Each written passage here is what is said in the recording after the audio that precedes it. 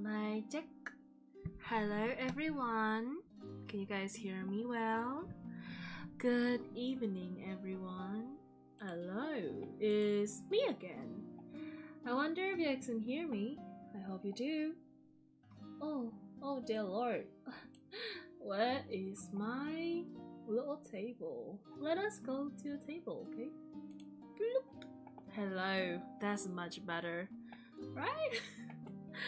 Hello children. Hello, how have you guys been? Let me just quickly adjust my seat. Okay, perfect. Hello, good evening Calico, good evening Some, good evening, morning Radio Demons. So can I ask if the BGM is too loud? Please let me know. You know, I was watching Frankenstein, right? And I was thinking, usually I will go home a little bit later in the day, and I feel like for most of my fan base, it's gonna be evening time or quite late. So I was thinking, how about I do a little bedtime story reading for everyone? So, you know, so we could have a little relaxing time. So for today, I chose this story or novels, Frankenstein or The Modern Prometheus by Mary Wollstonecraft Shelley. So, shall we begin? I hope the sound is okay. Please let me know if you feel like the sound is a bit too, how do I say it? Loud? So, shall we begin? Hello, Yasha. Okay, so, let's be a bit chill today, okay? You ready? Let's begin. So, Frankenstein is in the public domain, so which means I could read it on stream. I don't know if we could read it all today, so I guess we go where we go. Okay.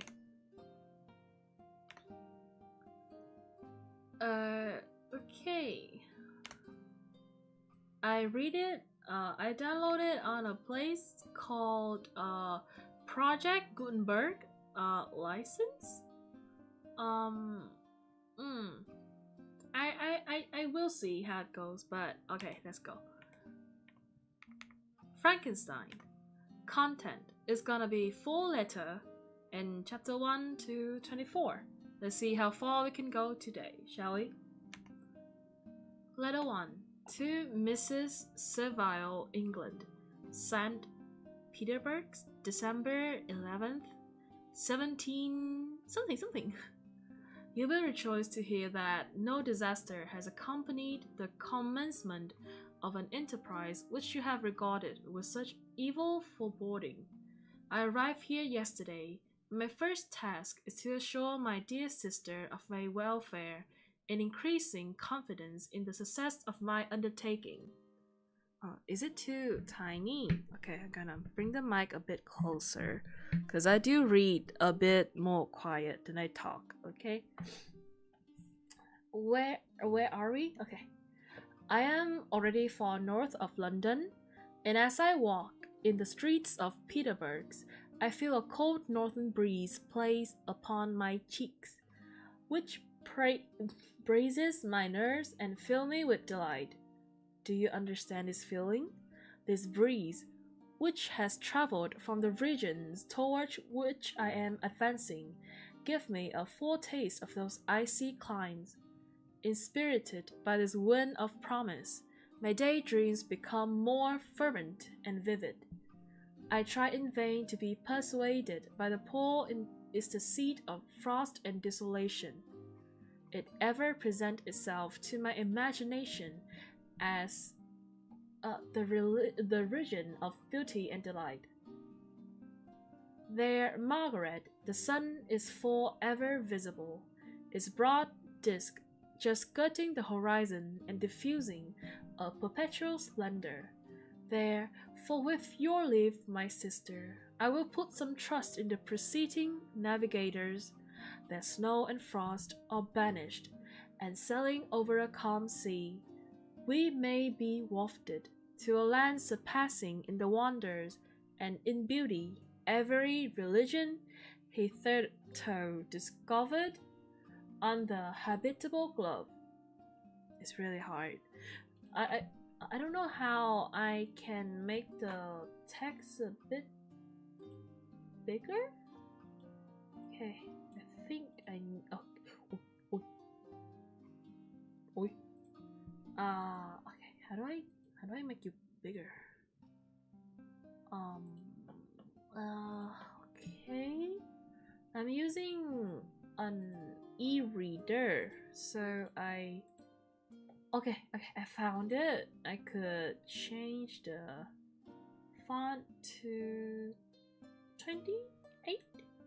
Yeah.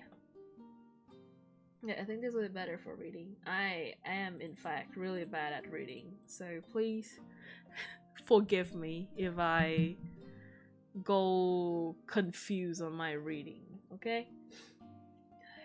Where are we? Its productions and features may be without example, as the phenomena of the heavenly bodies undoubtedly are in those undiscovered solitudes, what may not be expected in a country of eternal light. I may there discover the wondrous power which attracts the needle, and may regulate 1,000 celestial observations that require only this voyage to render their seeming eccentricity consistent forever. I shall satiate my ardent curiosity with the sight of a part of the world never before visited. I may tread a land never before imprinted by the foot of man. These are my enticements, and they are sufficient to conquer all fears of danger or death, and to induce me to commence this laborious voyage with the joy of a child feels when he embarked in a little boat with his holiday mates on an expedition of discovery up his native river. But supposing all these conjectures to be false, you cannot contest the inestimable benefit which I shall confer on all mankind, to the last generation, by discovering a passage near the pole to those countries, to reach which at present so many months are requisite, or by ascertaining the secret of the magnet, which, if at all possible, can only be effected by an undertaking such as mine. These reflections have dispelled the agitation with which I began my letter, and I feel my heart glow with an enthusiasm which elevates me to heaven. For nothing contributes so much to tranquilize the mind as a steady purpose, a point on which the soul may fix its intellectual eye. This expedition has been the favorite dreams of my early years. I have read with ardor the accounts of various voyages which has been made in the prospect of a hello? OBS? Oh, OBS is back. Oh, okay. Oh my god, it was down.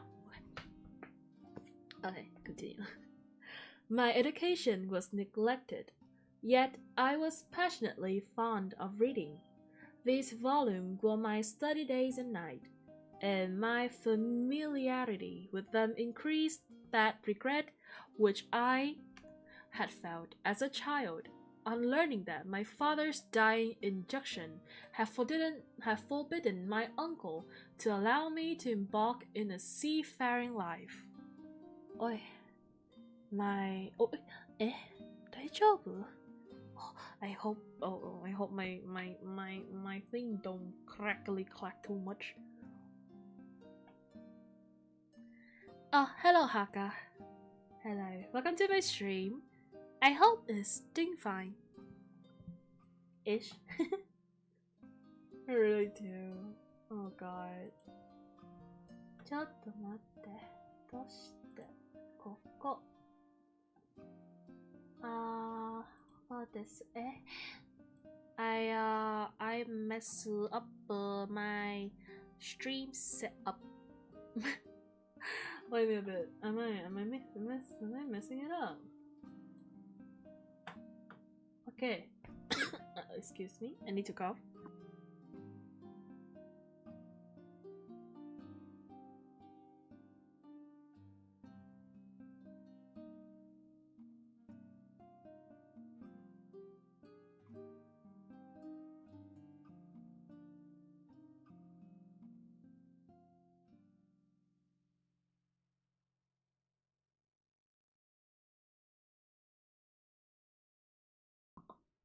Excuse me. I did a sneeze.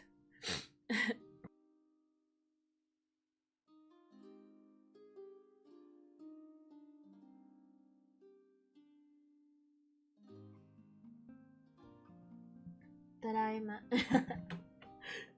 You guys didn't see me me cough. Không có ai thấy tôi hắt xì nha. No one. Okay. Where am I?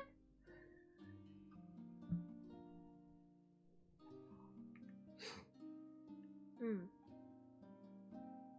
ちょっと待って。ここですよね。No one. No one. No one. These visions faded when I perused for the first time those poets whose effusions entraced my soul and lifted it to heaven. I also became a poet, and for 1 year lived in the paradise of my own creation. I imagined that I also might obtain a niche in the temple where the names of Homer and Shakespeare are consecrated. You are well acquainted with my failure, and how heavily I bore the disappointment. But just at the time, I inherited the fortune of my cousin, and my thoughts were turned into the channel of their early band.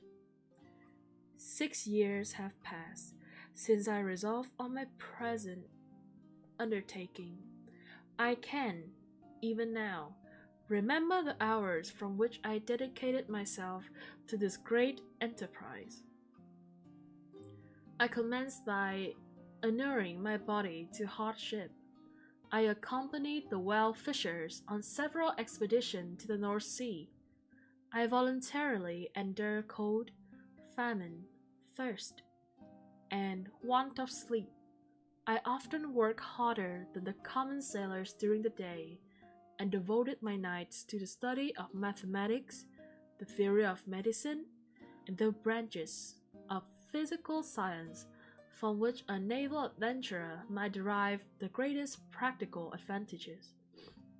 Twice I actually hired myself as an undermate in a Greenland whaler, and acquitted myself to admiration. I must own I felt a little proud when my captain offered me the second dignity in the vessel and entreated me to remain with the greatest earnestness. So valuable did he consider my service.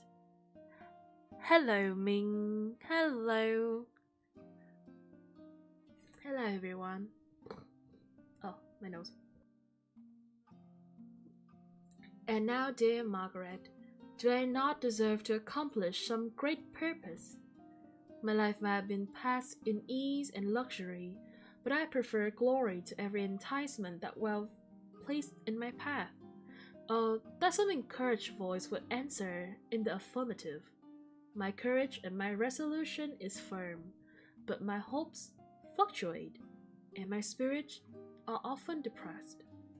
I am about to proceed on a long and difficult voyage, the emergencies of which will demand all my fortitude.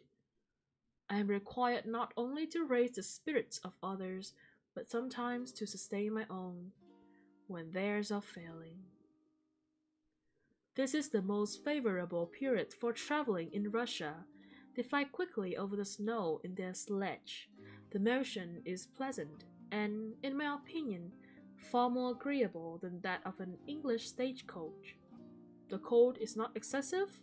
If you're wrapped in furs, a dress which I have already adopted, for there is a great difference between walking the deck and remaining seated motionless for hours, when no exercise prevents the blood from actually freezing in your veins. I have no ambition to lose my life on the post road between Petersburg and Archangel. Archangel? Archangel? I shall depart for the latter town in a fortnight or 3 weeks, and my intention is to hire a ship there, which can easily be done by paying the insurance for the owner, and to engage as many sailors as I think necessary among those who are accustomed to the whale fishing. I do not intend to sail up till the month of June, and when shall I return? Ah, dear sister, how can I answer this question? If I succeeded, many, many months, perhaps years, will pass before you and I may meet. If I fail, you will see me again soon, or never. Farewell, my dear, excellent Margaret. Heaven shower down blessing on you, and save me, that I may again and again testify my gratitude for all your love and kindness. Hello, my babies. Hello, Araragi. Bedtime story for Loomies. Of course, you guys are my favorite baby. Of course I'm gonna read you bedtime story. Shh, of course you guys like me. I know. Shh. Excuse me, I'm gonna cough.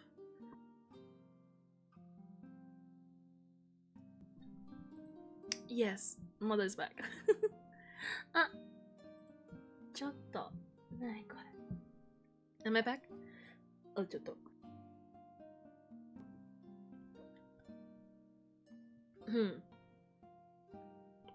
Let's finish this part up, shall we? Farewell, my dear. Excellent Margaret, heaven shower down blessings on you, and save me, that I may again and again testify my gratitude for all your love and kindness. I'm dying. Your affectionate brother, R. Walton. I'm gonna.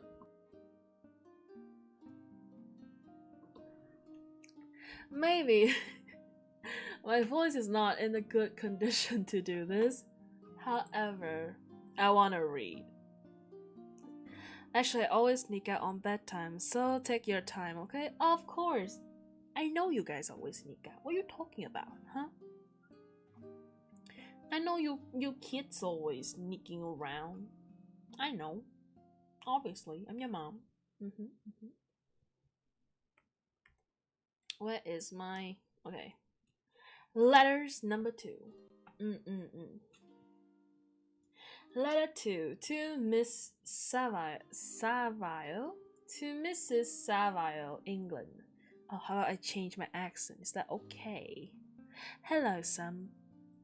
Okay, let's change my accent, okay?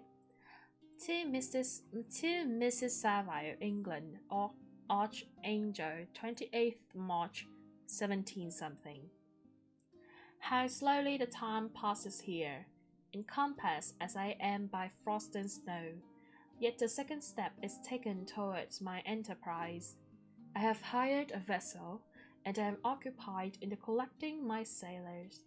Those whom I have already engaged appear to be men on whom I can depend, and are certainly possessed of dauntless courage.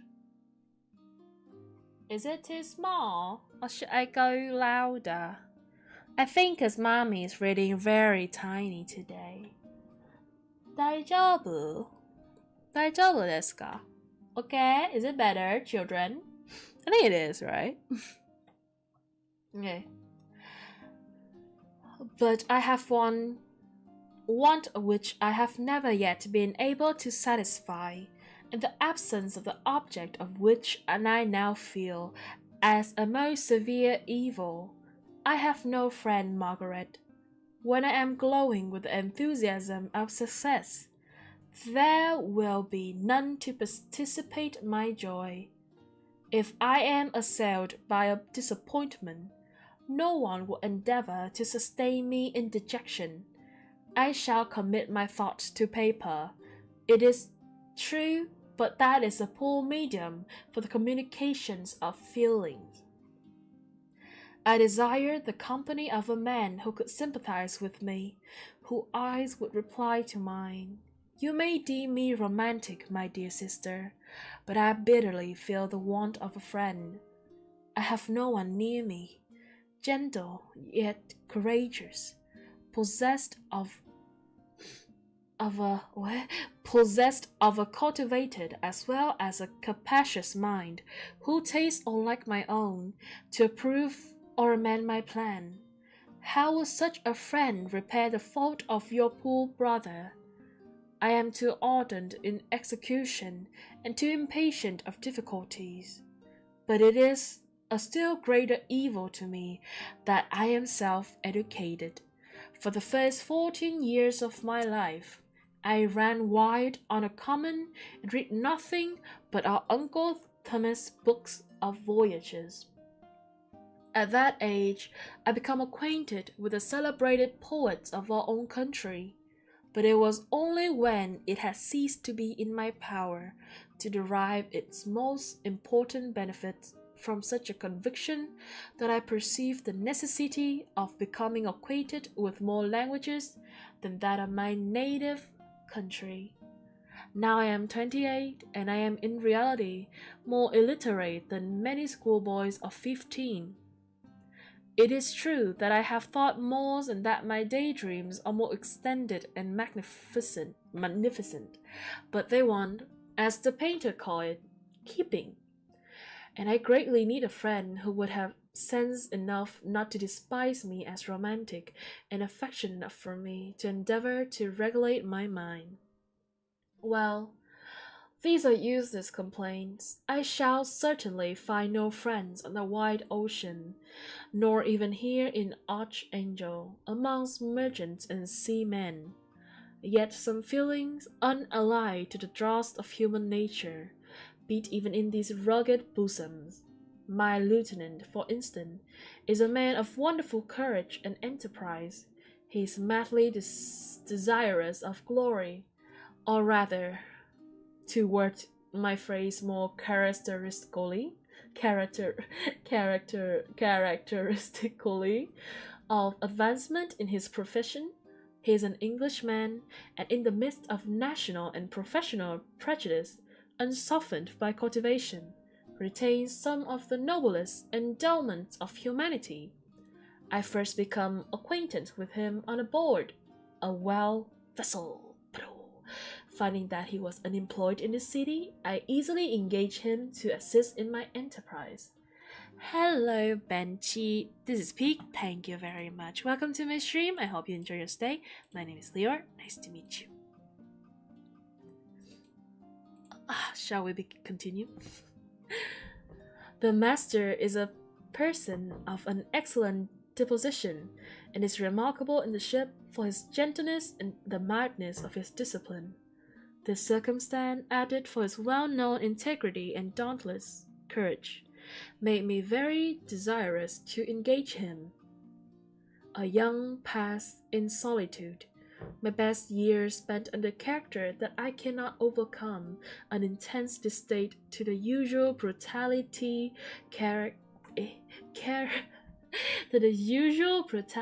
exercised on board ship. I have never believed it to be necessary, and when I heard of a mariner equally noted for his kindliness of heart and the respect and obedience paid to him by his crew, I felt myself peculiarly fortunate in being able to secure his service. I heard of him first in rather romantic manners from a lady who owns to him the happiness of her life. This, briefly, is Sorry, I dropped my mic. I'm sorry. Excuse me. Okay. Sorry, I'm sorry. This this briefly is his story. Some years ago, he loved a young Russian lady of moderate fortune, and having amassed a considerable sum in prize money, the father of the girl consented to the match. He saw his mistress one before the destined ceremony, but she was bathed in tears, and throwing herself at his feet, entreated him to spare her, confessing at the same time that she loved another, that he was poor, and that her father would never consent to the union. My generous friend reassured the suppliant, and on being informed of the name of her lover, instantly abandoned his pursuit. He has already bought a farm with his money, on which he has designed to pass the remainder of his life. But he bestowed the whole on his rival, together with the remains of his prize money to purchase stock, and then himself solicited the young woman's father to consent to her marriage with her lovers. Excuse me, I will cough now.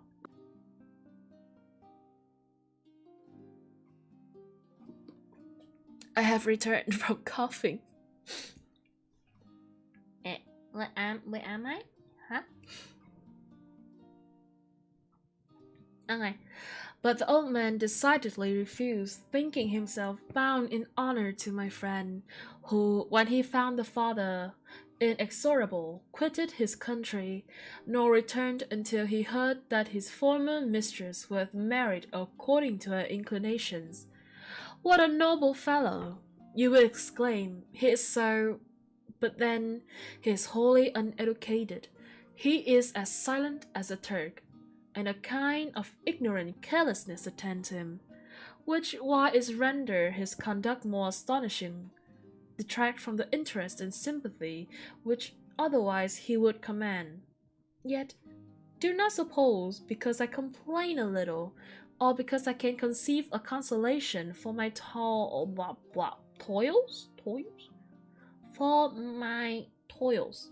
which I may never know, that I am wavering in my resolution. Whatever it is. Those are fixed as fate, and my voyage is only now delayed until the weather shall permit my embarkation. The winter has been dreadfully severe, but the spring promised well, and it is considered as a remarkably early season, so that perhaps I may sail sooner than I expected. I shall do nothing rashly. You know me sufficiently to confide in my prudence and considerateness whenever the safety of others is committed to my care. I cannot describe to you my sensations on the near prospect of my undertaking. It is impossible to communicate to you a conception of trembling sensation, half pleasurable and half fearful, with which I am preparing to depart. I am going to unexplored regions, to the land of mist and snow, but I shall kill no albatross. Therefore do not be alarmed of my safety, or I should come back to you as worn and woeful as the ancient mariner. You will smile at my allusion, but I will disclose the secret.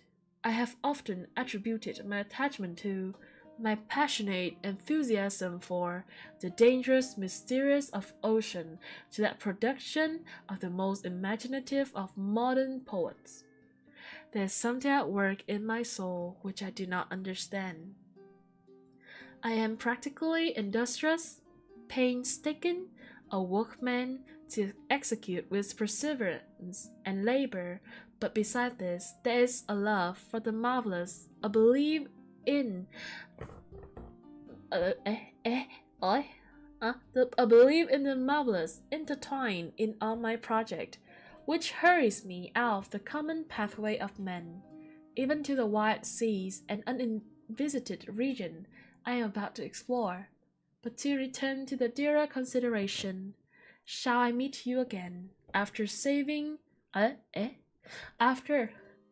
after having traversed immense sea and returned by the most southern cape of Africa or America?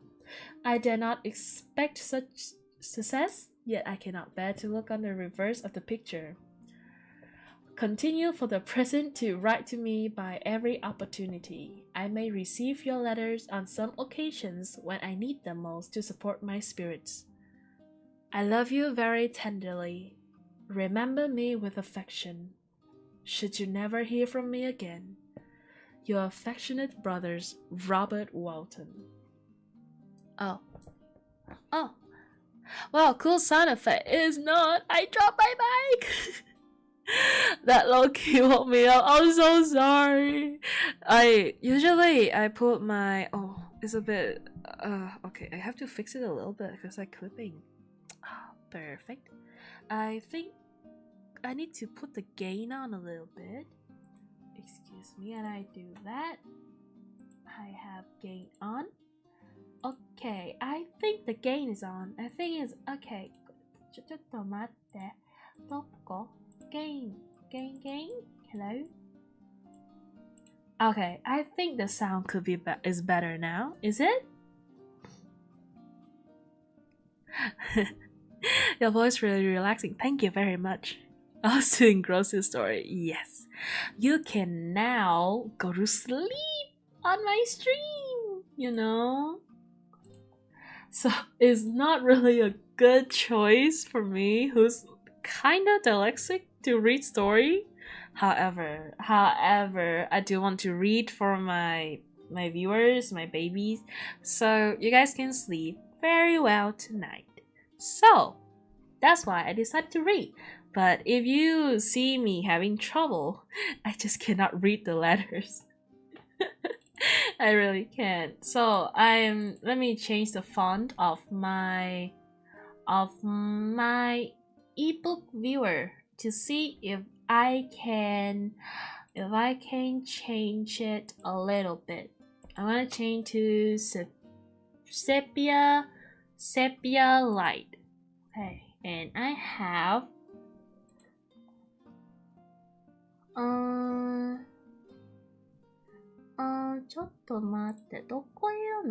okay, I have a font and I want to choose sans serif because it's easier to read. Okay, I hope it's easier to read now. Okay. Oh, it's so why is it so big? Ah. Okay, preference, style. ちょっと color. Color. Okay. I fix it. So it should be okay. I just want to say that I'm reading this in Comic Sans. Because if you guys do not know, Comic Sans is actually really good if you're dyslexic, because it's really easy to read. So I should have done that before I start the stream, but now it'll be easier for you guys to hear me read, because I'm not gonna fumble anymore. You know. Oh, how do I fix it again? I forgot. Oh, ちょっと待って。Amazing. Yes. As much as people say as much as people say Comic Sans is bad, especially in design, I love Comic Sans because that's the only way I can read things, you know. It's easy, you know. Ain't sleeping tonight. No, go to sleep, kids. You're not alone. I'm also dyslexic. I know. Someone is doing English exam? Do not sleep then. Okay. Such a nice way to read. I'm actually reading it on my screen, that's why. ちょっと待って、どこいるの？ここですよ。blah blah blah blah. This is supposed to work, right? Ain't it? Okay. I'm having two screens, so I'm just fixing the two screen right now, if you don't mind. Yes, okay. That's perfect. Coughing. Before we continue, water. I think you guys can hear it, right?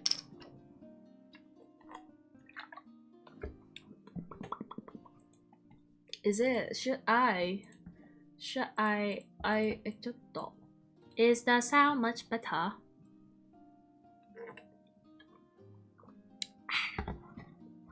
Water. I have a water bottle next to me. You can hear the clink clack thingy. However, let's continue. Let's continue.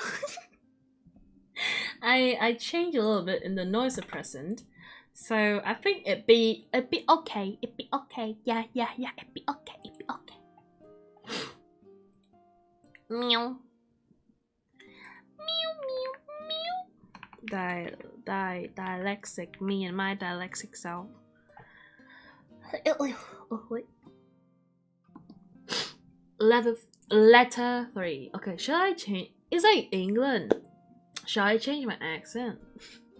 Letter 3. It's gonna fluctuate. Like, you will hear my accent fluctuate, but it's okay. Letter 3 to Mrs. Savile, England, July 7th, 17 something. My dear sister, I write a few lines in haste to say that I am safe and well advanced on my voyage. This letter will reach England by the merchantman now on its homeward voyage from Archangel. More fortunate than I, who may not see my native land, perhaps for many years. I am, however, in good spirits. My men are bold and apparently firm of purpose, nor do the floating sheets of ice that continually pass us indicate the danger of indicate the danger of the region towards which we are advancing, appear to dismay them. We have already reached a very high latitude, but it is the height of summer, and although not so warm as in England, the southern gales which blow us speedily towards those shore which I so ardently desire to attain, breathe a degree of renovating warmth which I had not expected. No incidents have hitherto befallen us that would make a figure in a letter. One or two stiff gales, I think that's how it read, Gales. I think it's spelled as gals or gals. I do not know. I think it's gals, yeah. And the springing of a leak or accident which experienced navigators Shelley. Oh, my English so bad, guys. Shelley remember to record, and I shall be well content if nothing worse happen to us during our voyage. Adieu, my dear Margaret. Be assured that for my own sake, as well as yours, I will not rashly encounter danger. I will be cool, persevering, and prudence, but success shall crown my endeavours. Wherefore not, thus far I have gone, tracing a secure way over the pathless seas, and the very stars themselves being witnesses and testimonies of my triumph. Why not still proceed over the untamed yet obedient element? What can stop the determined heart and resolved will of a man? My swelling heart involuntarily pulled itself out thus, but I must finish. Heaven bless my beloved sister. R.W. Letter 4 to Mrs. Savile, England, August 5th, 17 something. So strange an accident has happened to us that I cannot forbear recording it, although it is very probable that you will see me before these papers can come into your possession. Last Monday, July 31st, we were nearly surrounded by ice, which closed in the ship on all sides. Scarly left her the sea room in which she floated. Coughing. Our situation was somewhat dangerous, especially as we were compassed round by a very thick fogs. We accordingly lay to, hoping that some change would take place in the atmosphere and weather. About 2 o'clock the mist cleared away, and we beheld, stretched out in every direction, vast and irregular plains of ice, which seemed to have no end. Some of my comrades groaned, and my own mind began to grow watchful with anxious thoughts, when a strange sight suddenly attracted our attention and diverted our solicitude from our own situation. We perceived a low carriage, fixed on a sledge and drawn by dogs, pass on towards the north, at the distance of half a mile. A being which has the shape of a man, but apparently of gigantic stature, sat in the sledge and guided the dogs. We watched the rapid progress of the traveler with our telescope until he was lost among the distant inequalities of the ice. This appearance excited our unqualified wonder. We were, as believed, many hundred miles from any land, but this apparition seems to denote that it was not, in reality, so distant as we had supposed. Shut in, however, by ice, it was impossible to follow his track, which we had observed with the greatest attention. About 2 hours after this occurrence, we heard the ground sea, and before night the ice broke and freed our ship. We, however, lay till the morning, fearing to encounter in the dark those large, loose masses which float about after breaking up the ice. I profited of this time to rest for a few hours. In the morning, however, as soon as it was light, I went upon deck and found all the sailors busy on one side of the vessel, apparently talking to someone in the sea.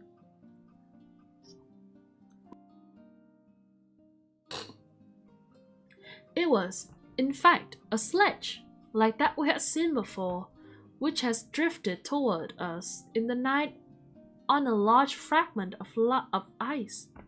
Only one dog remained alive, but there was a human being within it whom the sailors were persuading to enter the vessel. He was not, as other travelers seem to be, a savage inhabitant of some undiscovered island, but a European. When I appeared on deck, the master said, "He is our captain, and I will not allow you to perish on the open sea." On perceiving me, the stranger addressed me in English, although with a foreign accent. "Before I come on board your vessel," said he, "will you have the kindness to inform whither you are bound?" You may conceive my astonishment on hearing such a question addressed to me from a man on the brink of destruction, and to whom I should have supposed that my vessel would have been a resource which he would not have exchanged for the most precious wealth the earth can afford. I replied, however, that we were on a voyage of discovery towards the northern pole. Upon hearing this, he appeared satisfied and consented to come on board. Good God, Margaret! If you had seen the man who thus capitulated for his safety, your surprise would have been boundless. His limbs were nearly frozen, and his body dreadfully emaciated by fatigue and suffering. I never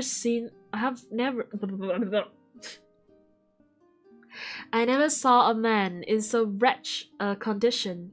We attempted to carry him into the cabin, but as soon as he has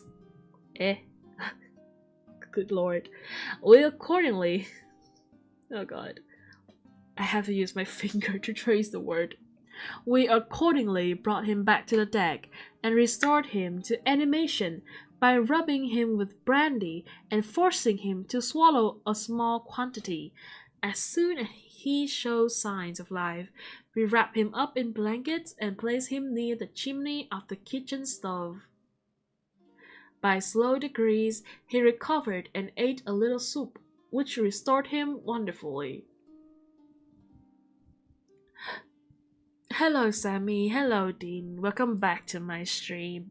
It's been a while, have you been? I've been so. I've been recovering from my throat. I hope it won't go as bad as before, but I do have moments that I have to stop or have to stop for a little sneeze and a little cough, such as now. I think my model tracked well enough for you guys to see that I'm coughing. And dying, probably. No loot or swearing today. Of course, it's reading time, girl. My baby girl. Is this her new method of hypnotization? No, I'm just cool like that. Oh god, I cough a lot. Big sister, I want cuddle. Oh, hi. Welcome to my stream. I'll give you cuddle. Everyone will give you cuddle. Let cuddle, little baby. Where's my... Sometimes I could not find my mouse, which is really confusing for me. How do I cannot find my mouse, guys. Guys, I could not find my mouse. Bé Đường sao vậy? Bạn Ngô Cảnh Đường. It's okay, have a nightmare. It's okay, baby girl. Come sleep with us. Okay, let's continue. 2 days passed in this manner before he was able to speak, and I often feared that his sufferings had deprived him of understanding. When he had in some measure recovered, I removed him to my own cabin and attended on him as much as my duty would permit. I never saw a more interesting creature.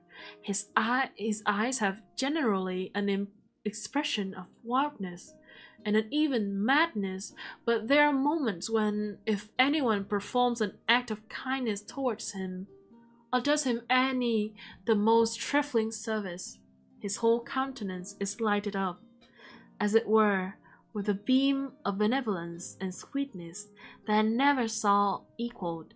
But he is generally melancholy and despairing, and sometimes he gnashed his teeth as if impatient of the weight of woes that oppressed him. When my guest was a little recovered, I had great trouble to keep off the men, who wished to ask him 1,000 questions, but I would not allow him to be tormented by their idle curiosity. In a state of body and mind whose restoration evidently depended upon entire repose. Once, however, the lieutenant asked why he had come so far upon the ice in so strange a vehicle.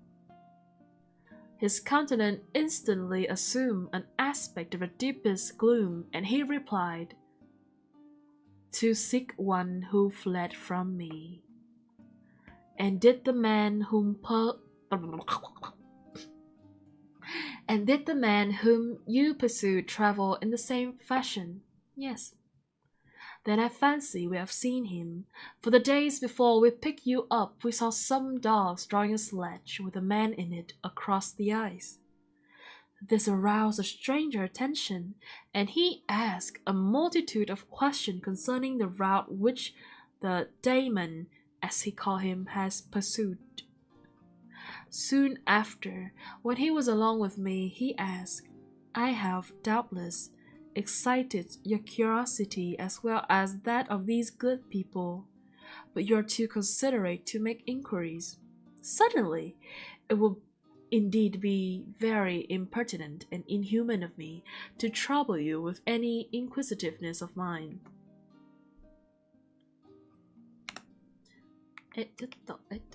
Hello? and yet you rescue me from a strange and perilous situation. You have benevolently restored me to life.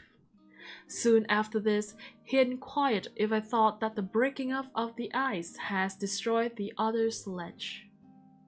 I replied that I could not answer with any degree of certainty, for the ice has not broken until near midnight, and the traveler might have arrived at his place of safety before that time, but of this I could not judge. From this time, a new spirit of life animated the decaying frame of the stranger. He manifested the greatest eagerness to be upon deck to watch for the sledge which has appeared. But I have persuaded him to remain in the cabin, for he is far too weak to sustain the rawness of the atmosphere. I have promised that someone should watch for him and give him instant notice if any new object should appear in sight.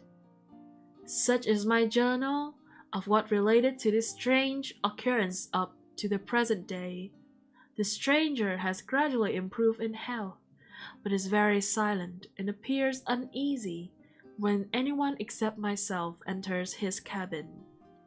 Yet his manners are so conciliating and gentle that the sailors are all interested in him, although they have had very little communication with him.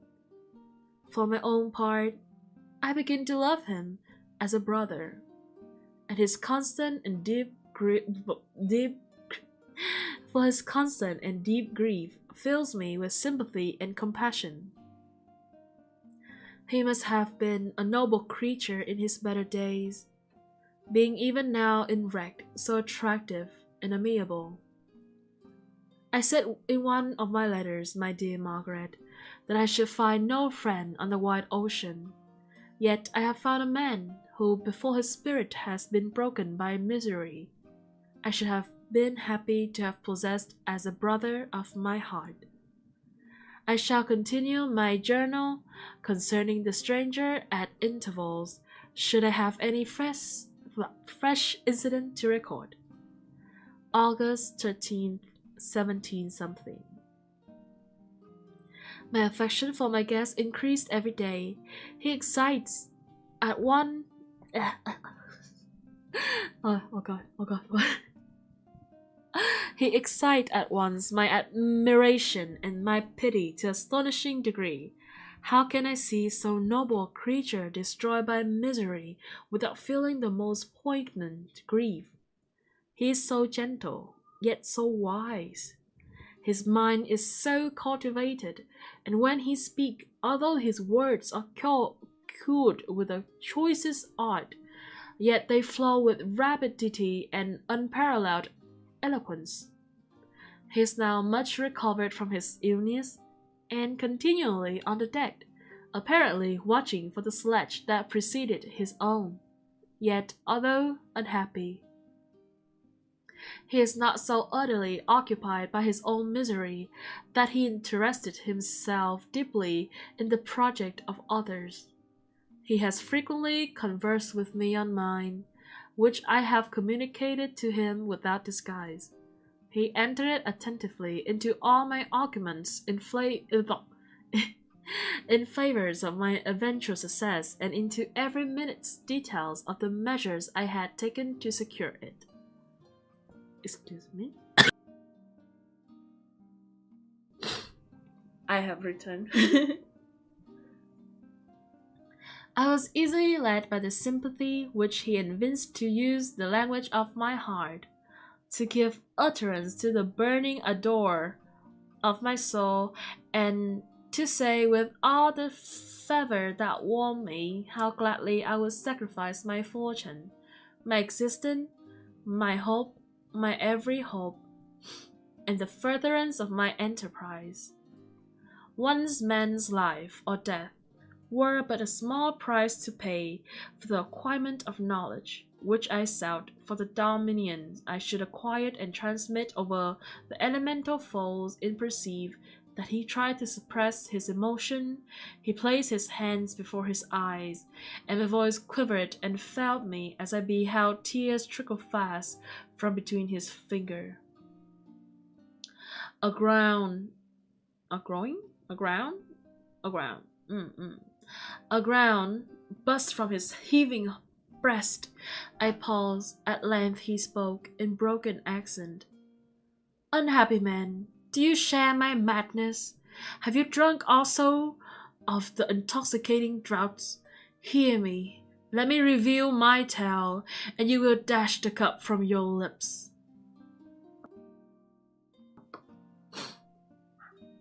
Oh, hello, Sharky. Hello, Hikira. Hello.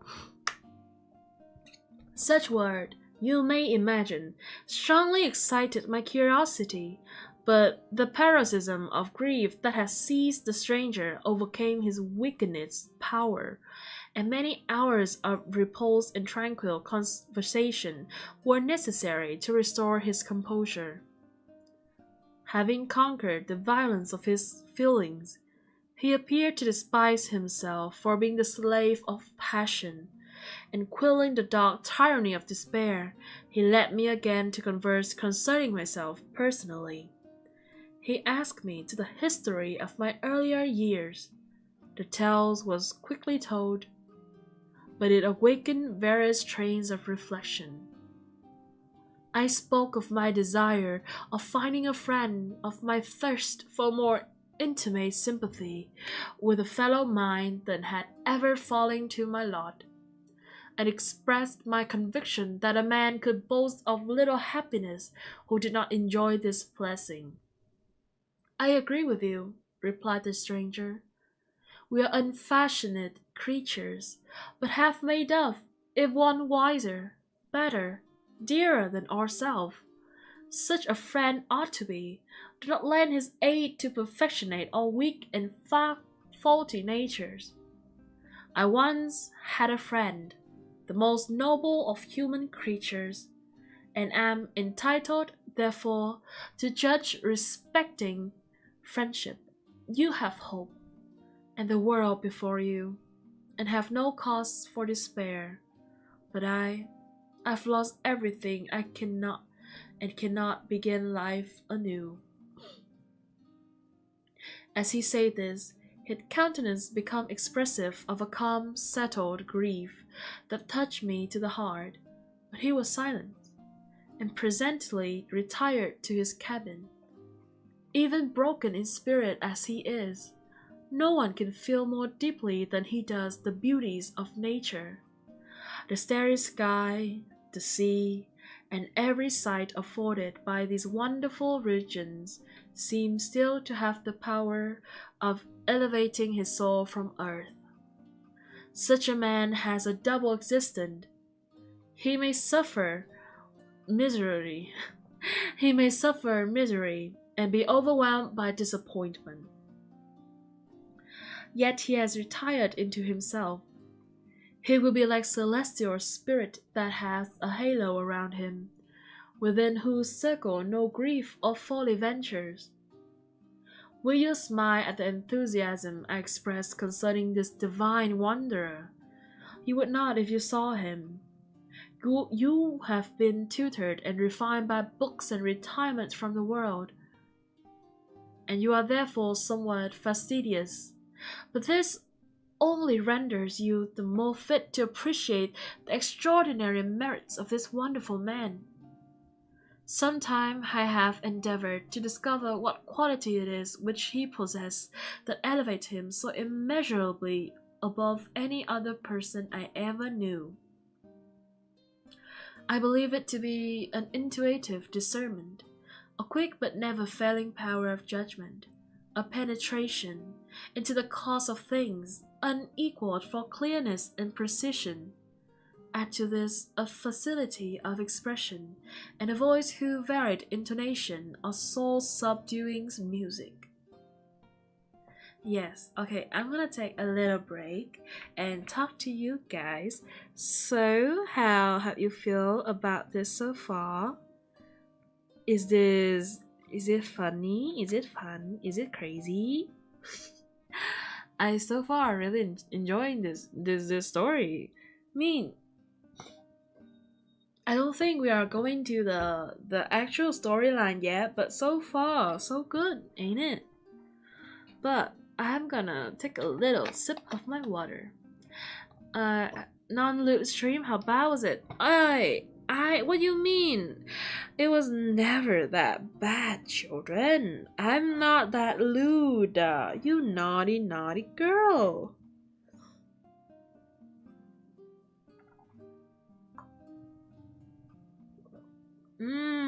Water. Amazing. I love water.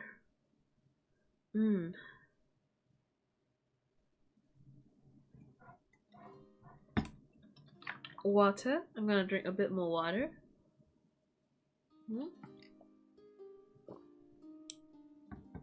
My mind got wired for a second as I heard the word penetration. When? Penetration when? You naughty girl. Well, I usually sleep 4 hours per day, but after this stream, it's still the same. Hey, I sleep 4 hours and I recommend you guys shouldn't do it.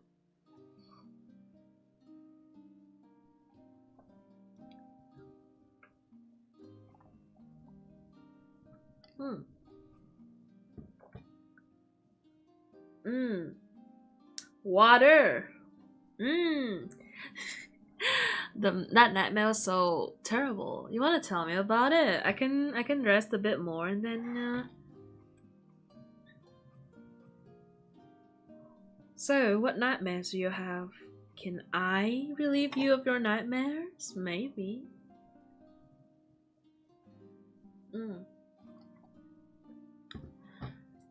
Nightmares don't let me sleep more.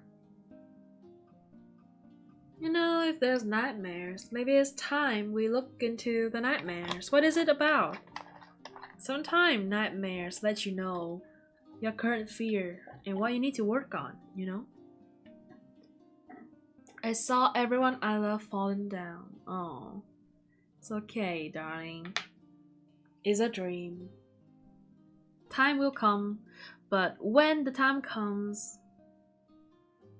treasure your time with your people until that time comes.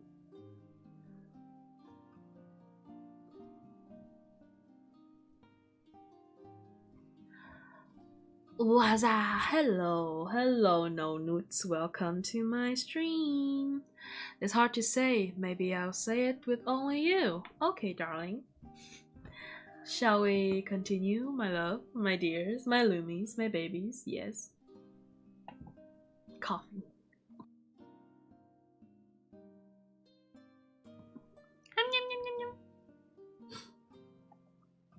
Hey, August 19th.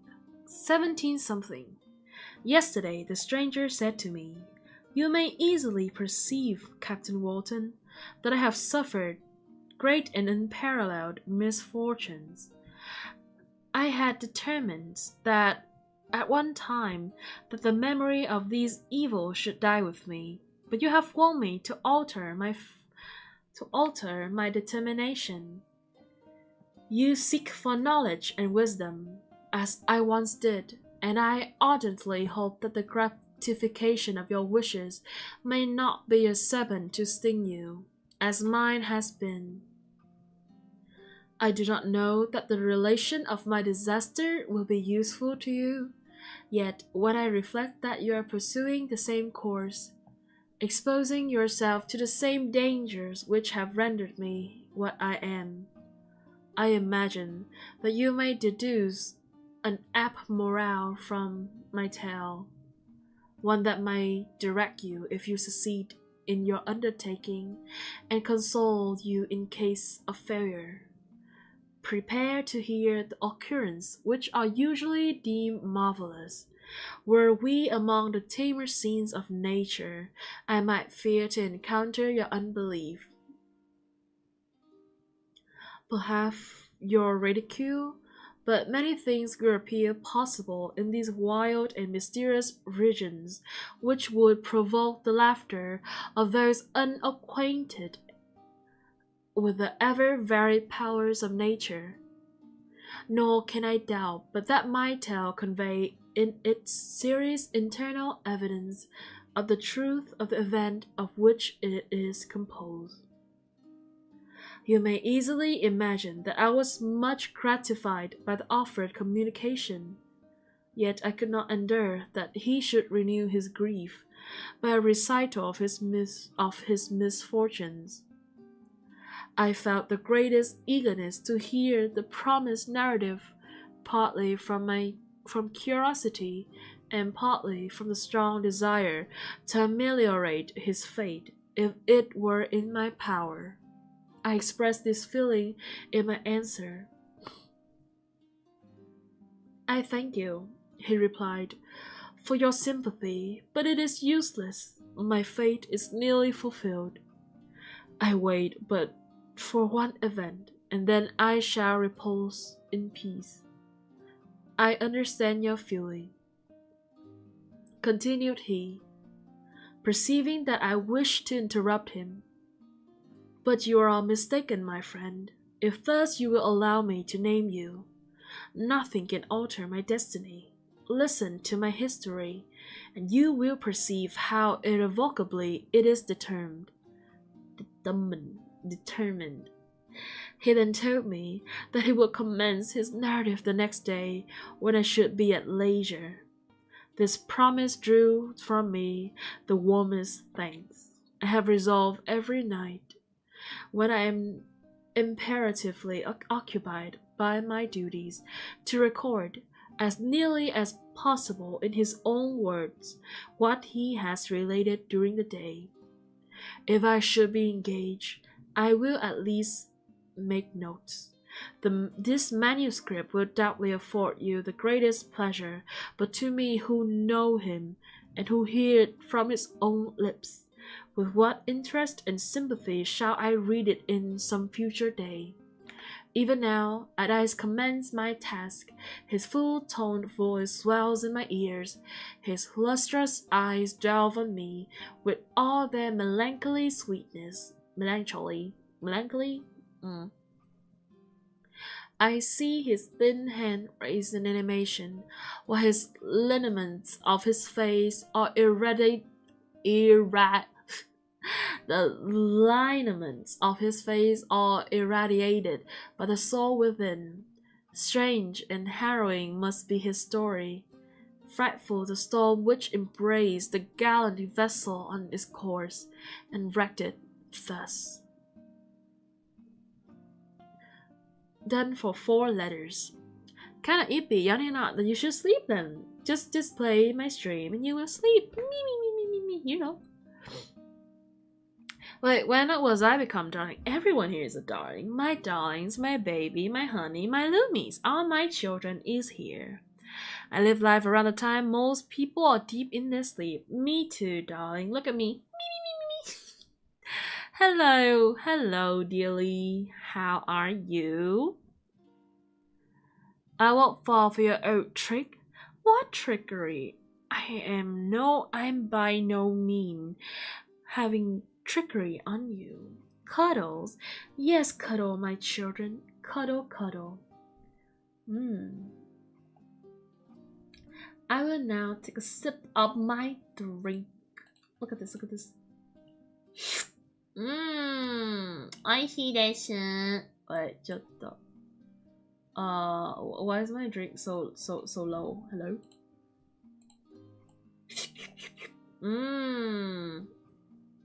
I want to change drink. Just stop.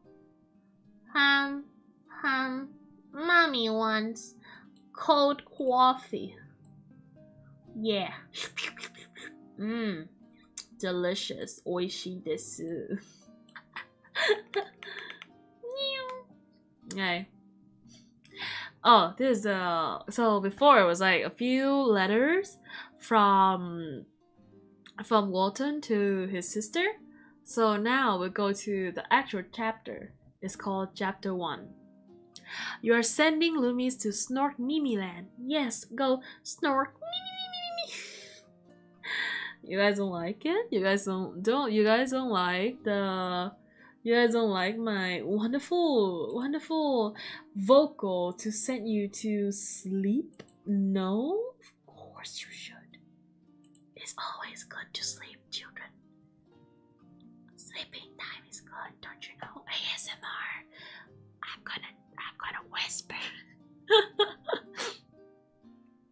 The story, just like fantasy stories, it is suitable with the BGM. Thank you, I picked it. This is not like any sleepover. You'll not be sacrificed for being the first one to fall asleep. You get a golden star of me me me me me me. Do you like my my books? ちょっと Oi, where's my book? Oh, here. I put my book somewhere. Oopsie. You can't be this nice to Louise. What are you talking about? I'm always nice to my children. Okay. It is in. Okay. I think the chat is in. Okay. They fixed the chat a little bit, so you'll be on another side. So let's be nicer. Yeah. I'm gonna yawn.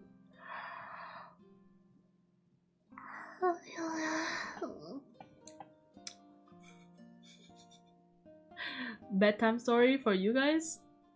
For me. Shall we continue to chapter 1?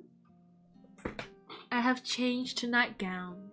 Yes, me lord, me children, changed to nightgown. My love, my lovely humans, my darlings. Shall we continue?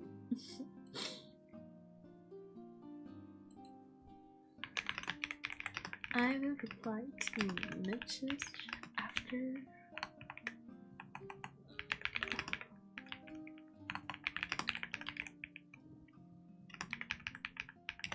I'm just gonna pin this here so newcomers can know when things are, you know, so that new people can know when I'm gonna reply. Yeah. Okay. Chapter 1.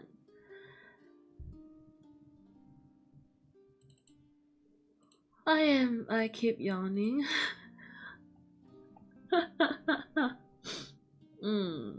I keep yawning. Oopsie daisy. Hehe. I am by birth a Genovese, and my family is one of the most distinguished of that republic. My ancestor had been for many years councillor and syndics, and my father had filled several public situations with honor and reputation. He was respected by all who knew him for his integrity and indefatigable attention to public business. He passed his younger days perpetually occupied by the affair of his country. A variety of circumstances had prevented his marrying early, nor was it until the decline of life that he became a husband and the father of a family. As the circumstances of his marriage illustrate his character, I cannot refrain from relating them. One of his most intimate friends was a merchant who, from a flourishing state, fell, through numerous mischances, into poverty. This man, whose name was Beaufort, was of a proud and unbending disposition, and could not bear to live in poverty and oblivion in the same country, where he had formerly been distinguished for his rank and magnificence. Having paid his debts, therefore, in the most honourable manner, he retreated with his daughter to the town of Lucerne, where he lived unknown and in wretchedness. My father loved Beaufort with the truest friendship, and was deeply grieved by his retreat in these unfortunate circumstances. He bitterly deplored the false pride which led his friend to a conduct so little worthy of the affection that united them. He lost no time in endeavouring to seek him out, with the hope of persuading him to begin the world again through his credit and assistance. Beaufort had taken effectual measure to conceal himself, and it was 10 months before my father discovered his about. Overjoyed at this discovery, he hastened to the house, which was situated in the main street near the Rue. But when he entered misery, oh, the misery, sorry. But when he entered, misery and despair alone welcomed him. Buford had saved but a very small sum of money from the wreck of his fortune, but it was sufficient to provide him with sustenance for some months. And in the meantime, he hoped to procure some respectable employment in a merchant's house. The interval was, consequently, spent in action. His grief only became more deep and rankling when he had leisure for reflection, and at length it took so fast hold of his mind that at the end of 3 months he lay on the bed of sickness, incapable of any exertion is the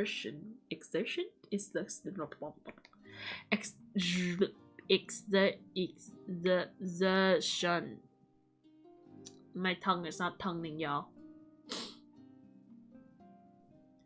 His daughter attended him with the greatest tenderness, but she saw with despair that their little fund was rapidly decreasing, and that there was no other prospect of support.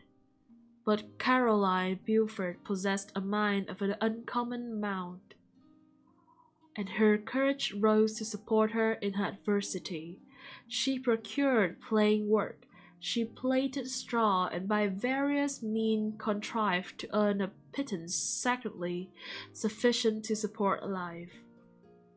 Several months passed in this manner. Her father grew worse. Her time was more entirely occupied in attending him. Her means of subsistence decreased, and in the 10th month her father died in her arms, leaving her an orphan and a beggar. This last blow overcame her, and she knelt by Buford, coughing, weeping bitterly.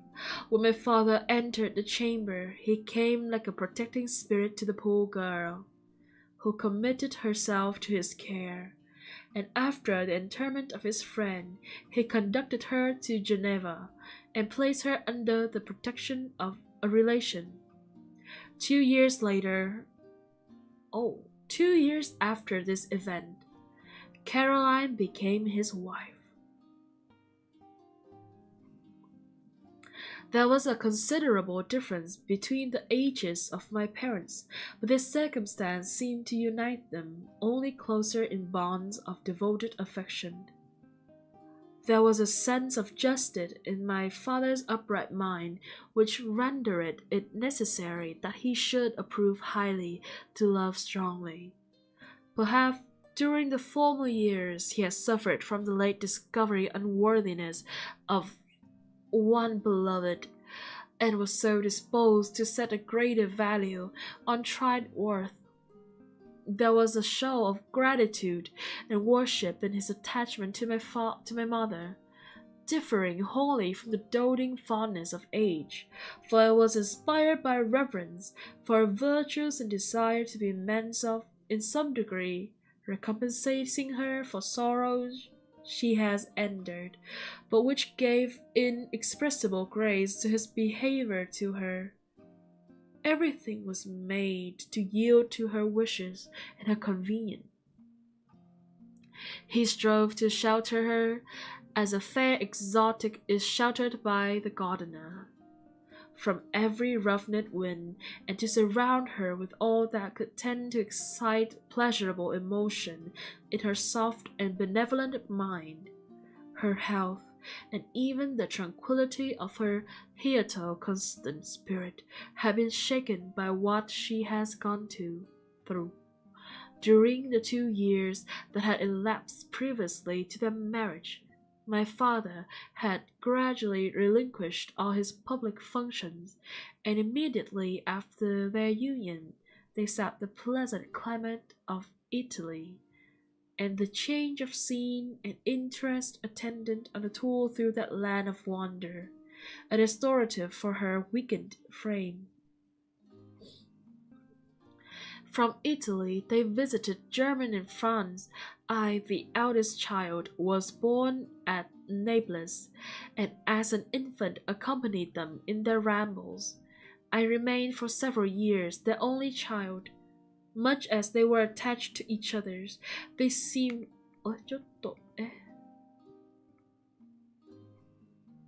I misclicked something.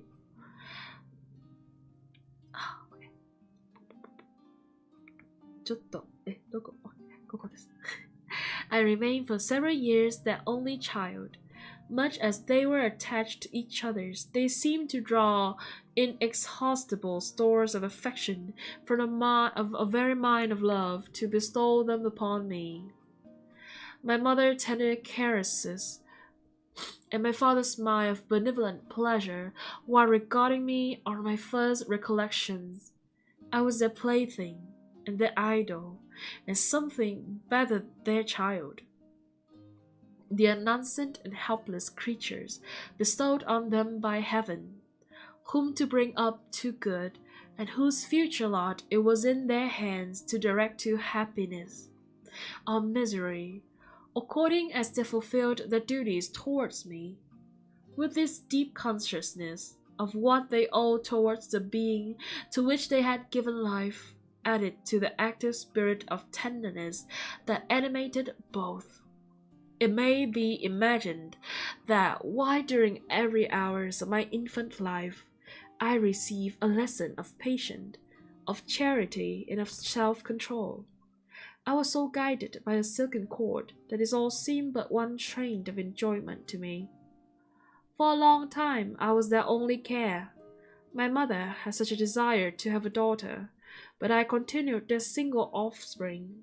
When I was 5 years old, while making an excursion beyond the frontiers of Italy, they passed a week on the shores of the Lake of Como. Their benevolent disposition often made them enter the cottage of the poor. This, to my mother, was more than a duty. It was a necessity, a passion. Remembering what she had suffered and how she had been relieved, for her to act in her turn the guardian angel to the afflicted.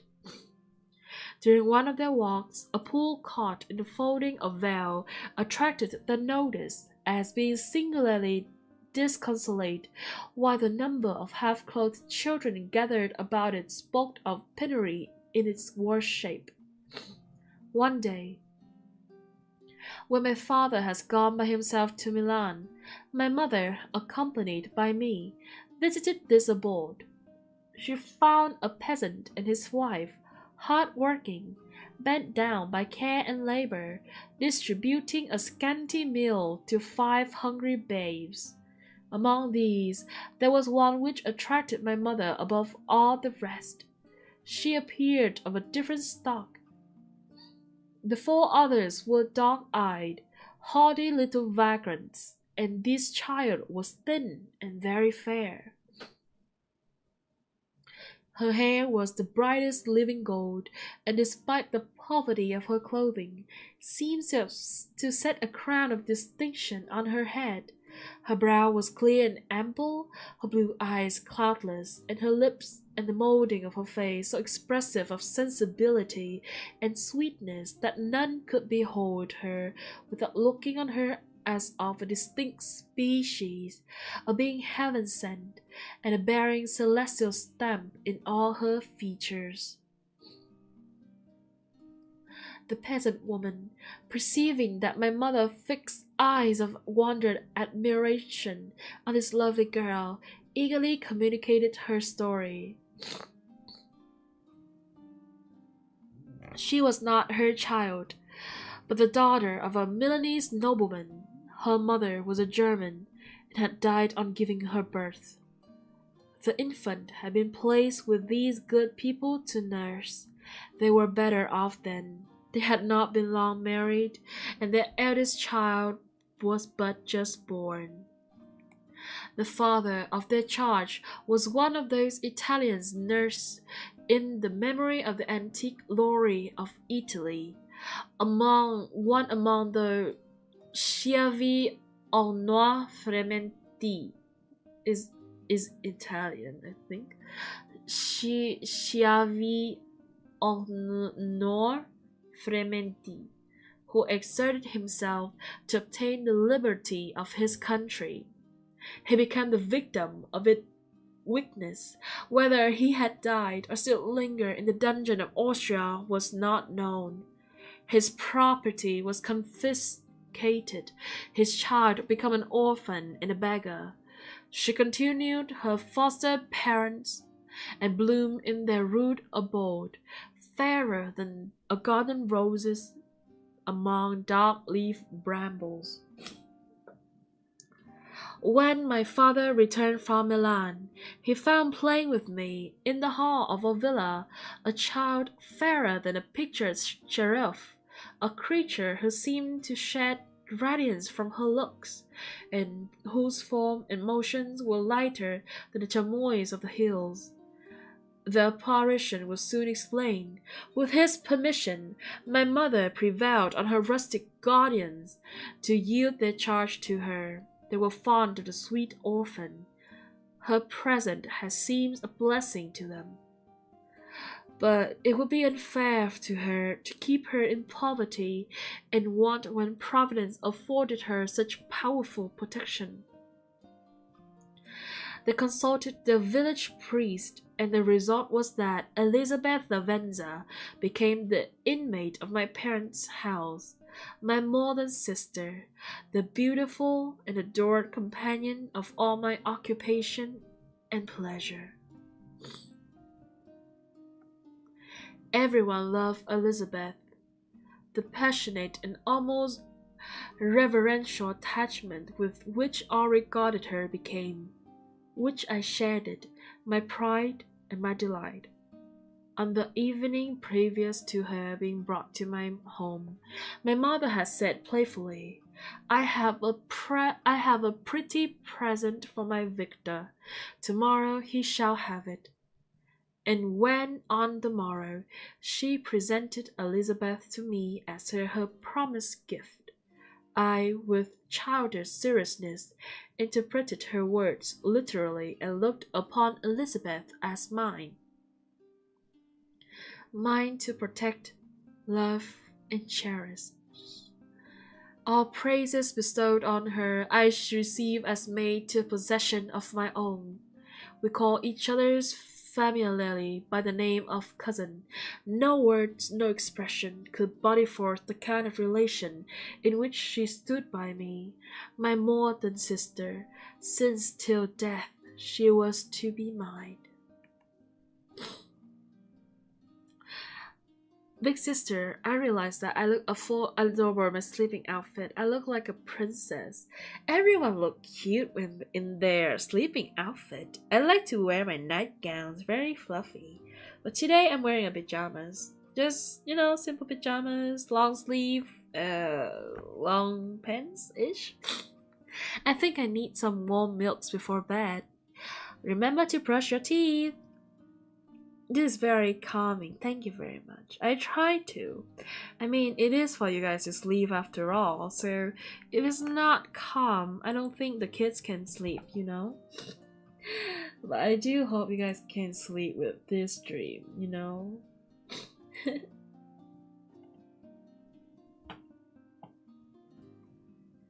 What a wonderful thing, ain't it? So, how is the humans? I found my teddy bear. Good job. That's so nice. I love you guys, my darlings, my children.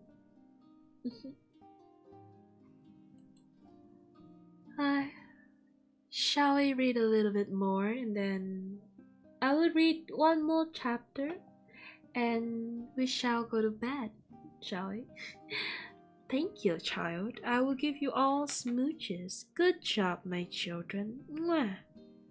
How adorable, how adorable. So, good night, children. One more chapter and we shall go to bed. This 34th chapter, I don't know if I could turn this into a series, and each time I will read a few chapter in the books, and then you guys can do it. You know, you guys can go read the books for yourself, because I believe that reading is always good for everyone. This is the website where I read the books, and it's public domain, so you can go into the book and you can go to the website and look for different books.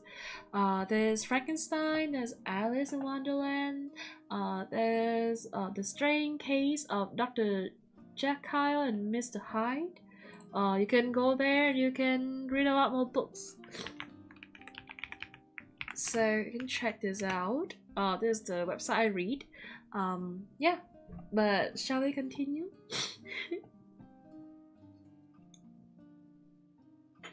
I do want to drink water, so I'm gonna just drink that water.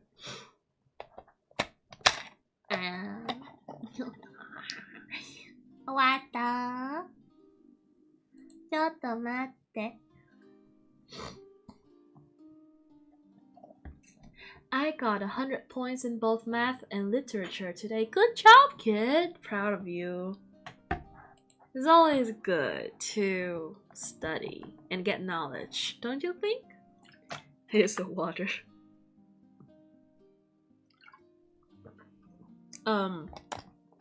You guys can also tell today I talk in a different tone than usual, cause I feel like it fit the vibe. However, if it's my usual tone, you guys can hear this. It's not a fit for it's not a fit for today's talk. So I altered my tones a little bit, you know. I want to see how long chapter 2 is. Okay, children. Chapter 2 is nice. We can read chapter 2 or 3. I don't know. Let's see. Okay. Chapter 2. We were brought up together. There was not quite a year difference in our ages. I need not say that we were strangers to any species of disunion or dispute. Harmony was the soul of our companionship, and the diversity and contrast that subsisted in our characters drew us nearer together. Elizabeth was of a calmer and more concentrated disposition, but with all my ardor, I was capable of a more intense application and was more deeply smitten with a thirst for knowledge. She busied herself with following the aerial creations of the poets, and in the majestic and wondrous scenes which surrounded or swished home the sublime shapes of the mountains, the changes of the season, tempest and calm, the silence of winter, and the life and turbulence of our alpine summers. She found ample scope for admiration and delight, while my companion contemplated with a serious and satisfied spirit with the magnificent appearance of things. I delighted in investigating their cause. The world was to me a secret. The world was to me a secret which I desired to divine. Curiosity, earnest research to learn the hidden laws of nature, gladness akin to rapture as it were unfolded to me, are among the earliest sensations I can remember.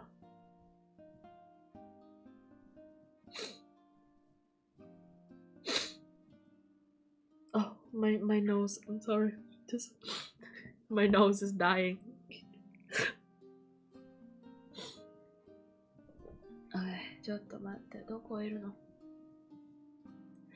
On the birth of a second son, my junior by 7 years, my parents gave up entirely their wandering life and fixed themselves in their native country. We possessed a house in Geneva and a campaign on Beldrive, the eastern shore of the lake, at the distance of rather more than a league from the city. we were resided principally in the latter, and the life of my parents were passed in considerable seclusion. It was my temper to avoid a crowd and to attach myself fervently to a few.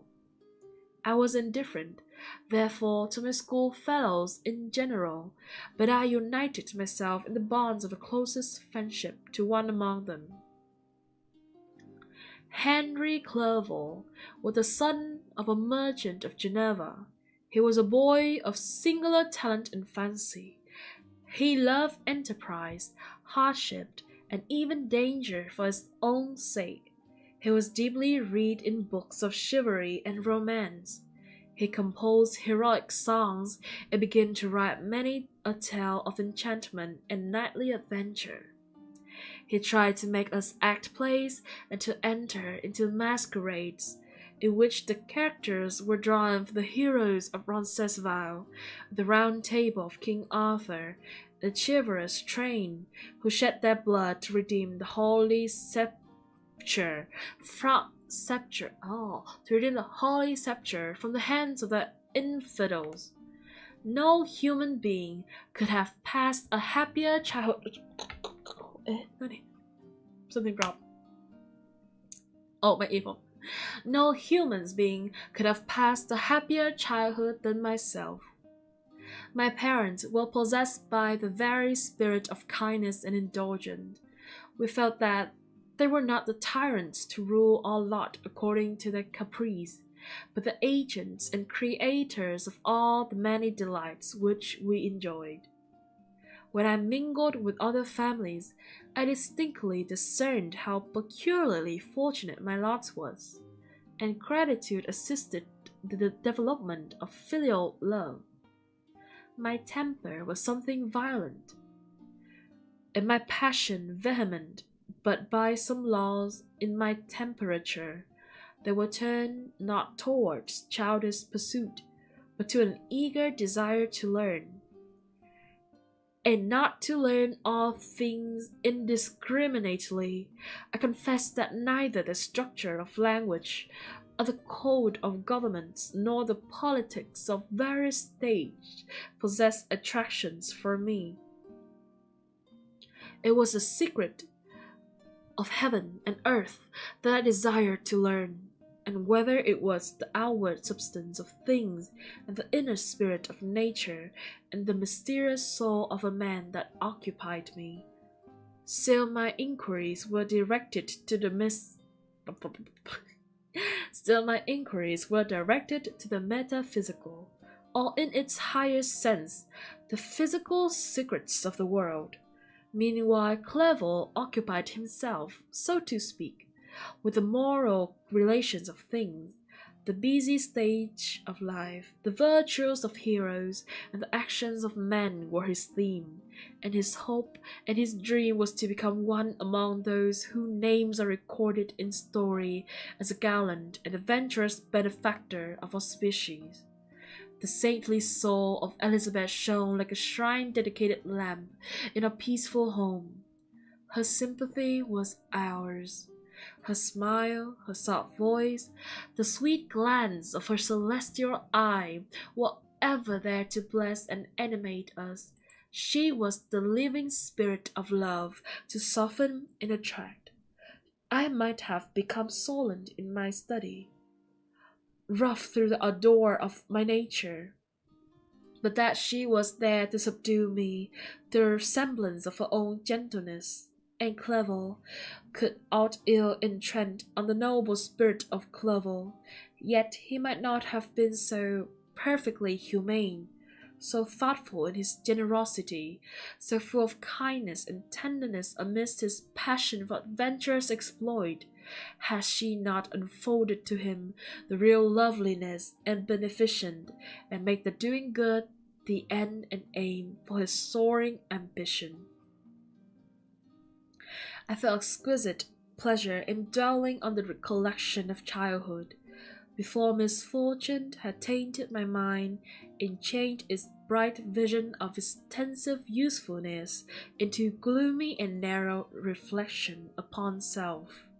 Beside, in drawing the pictures of my early days, I also record those events which led by insensible steps to my aftertale of misery.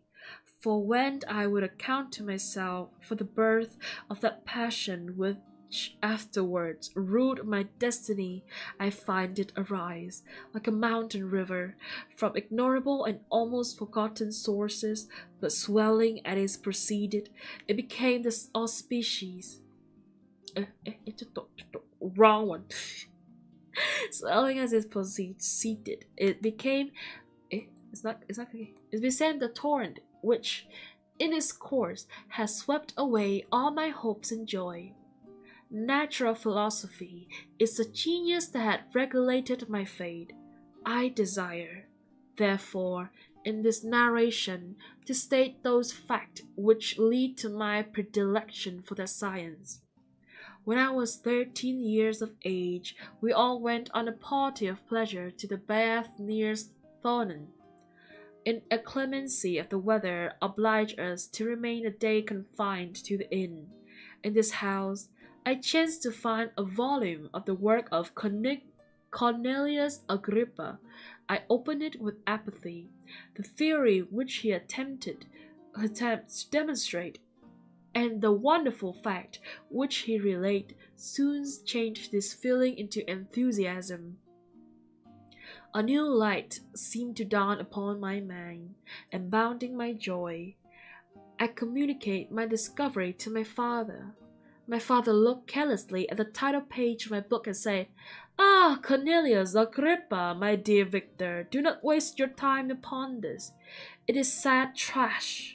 If, instead of this remark, my father has taken the pain to explain to me that the principles of Agrippa had been entirely exploded, and that a modern system of science has been introduced which possesses a much greater power than the ancient, because the power of the latter was chimerical, which those the former were real and practical, under such circumstance I should certainly have thrown Agrippa aside, and have contented my imagination, warm at his worst, by returning with greater ardor to my former studies. It is even possible that the train of my idea would never have received the fatal impulse that led to my ruin. But the cursory glance my father had taken of my volume by no means assured me that he was acquainted with its content, and I continued to read with the greatest avidity. When I returned home, my first care was to procure the whole books of his author, and afterwards of Paracelsus and Albertus Magnus. I read and studied the wild fancies of this writer with my delight. They appear to me treasure notes to fill beside myself. I have described myself as always having been imbued with a fervent longing to penetrate the secrets of nature. In spite of the intense labor and wonderful discovery of modern philosopher, I always came from my study discontented and unsatisfied. Sir Isaac Newton is said to have avowed that he felt like a child picking up shells beside the great and unexplored ocean of truth.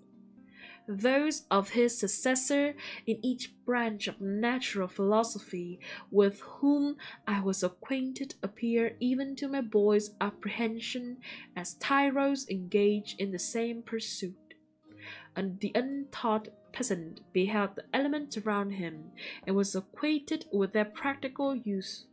The most learned philosopher know a little bit more. Why is it so long? He had a little bit more. He had partially unveiled the face of nature, but her immortal lineaments were still a wonder and a mystery. He might dissect it, autonomize and give names, but not to mystery. But not to speak of a final cause. Cause in the secondary and tertiary grade were utterly unknown to him.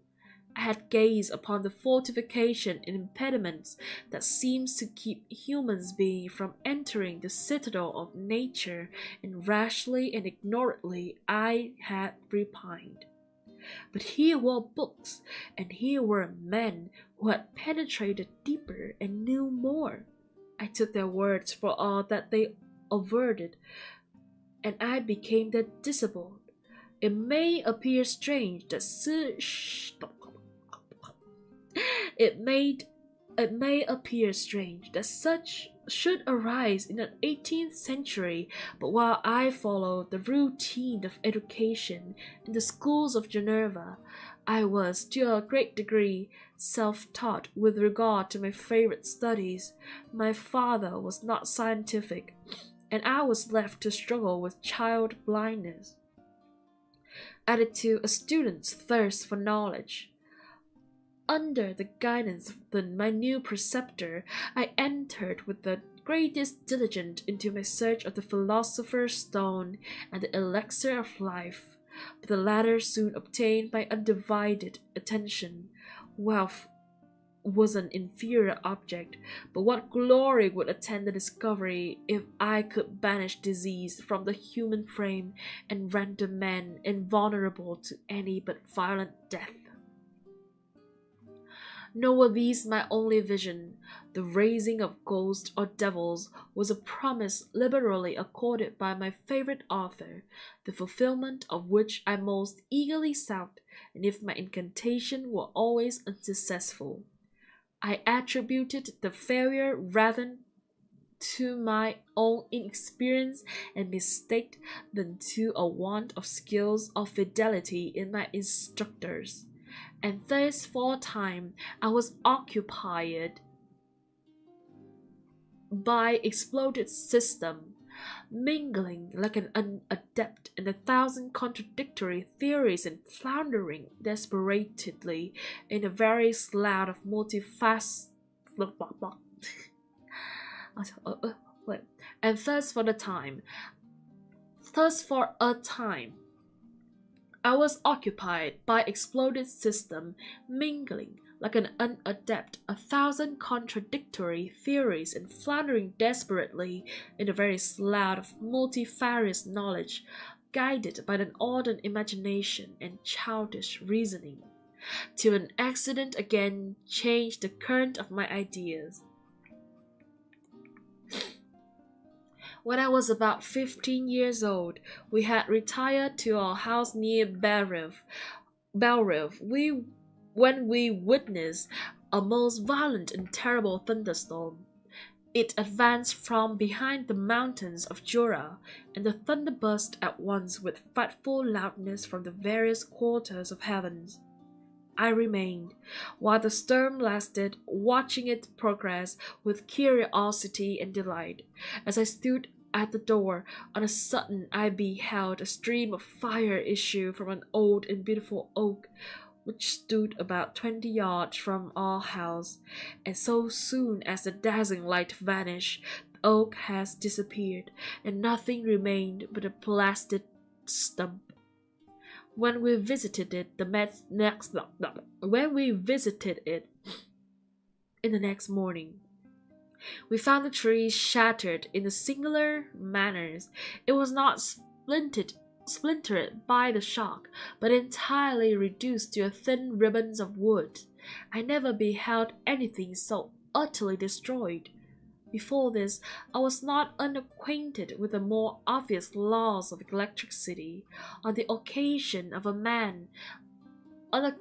occasion, a man of great research in natural philosophy was with us, and excited by this catastrophe, he entered on the explanation of a theory which he has formed on the subject of electricity and galvanism, which was at once new and astonishing to me. All that he said threw greatly into the shade Cornelius Agrippa, Albertus Magnus, and Paracelsus, the lords of my imagination. But by some fatality, the overthrow of these men disinclines me to pursue my accustomed study. It seems to me as if nothing would and could ever be known. All that had so long engaged in my attention suddenly grew skippable by one of those caprices of the mind which we are perhaps most subject to in early youth. I once again gave up my formal occupation, set down natural history in all its progeny as a deformed and abortive creation, and entertained the greatest disdain for a would-be science which could never even step within my threshold of real knowledge. In this mood of mind, I betook myself to the mathematics and the branches of study appertaining to that science as being built upon secure foundation, so worthy of my consideration. Thus, strangely are our souls constructed, and by such slight ligaments are we bound to prosperity or ruin. When I look back, it seems to me as if this almost miraculous change of inclination and will was the immediate suggestion of the guardian angel of my life. The last effort made by the spirit of preservation to avert the storm that was even then hanging in the stars and ready to envelop me. Her victory was announced by an unusual tranquillity and gladness of soul which followed the relinquishing of my ancient and latterly tormenting studies. It was thus I was to be taught to associate evil with their prosecution, happiness with their disregard. It was a strong effort of the spirit of good, but it was ineffectual. Destiny was too potent, and her immutable laws had decreed my utter and terrible destruction. End of chapter 2. Oh, hello twins. Hi sis. Hi your mom. Hi. You're really obsessed with Frankenstein. I mean, it's Frankenstein, girl. I love Frankenstein. I've never read all of it. I watched some creation and analysis, but actually, I have never read it that much. Actually, I read it a little bit, but not full of it. Eepy, beaten. Maybe I'll play nice for now. That's right. Well, as I said, it's been chapter 2, and I think we can end it for tonight. You know? It's been a great time to read for you guys. I enjoy you guys' company. And maybe this series, Bedtime Stories, will be back soon. Another day, another time. Maybe this week, maybe next week. Who would know? But thank you to everyone for coming to my stream. My name is Lior, the alien VTuber. If you have not subscribed, like, and share, please do that for me. Thank you very much. However, I bid you all adieu as I set you guys to sleeping town. Good night, and I love you everyone. Have a sweet dreams, and I hope to see you guys soon. Goodbye, my dears, my dear darlings. Goodbyes. I love you. Mwah. Good night. Mwah.